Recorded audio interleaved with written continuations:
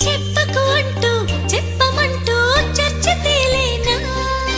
తప్పనుకుంటూ తప్పదంటూ తక్కమాగేనా సంగతి చూస్తూ జాలి వేస్తూ కదలలేకున్నా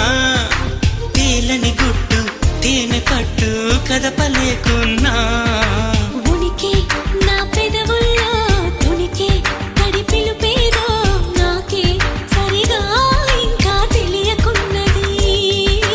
తనలు తను ఏదేదో కొణిగి ఆ కబురేదో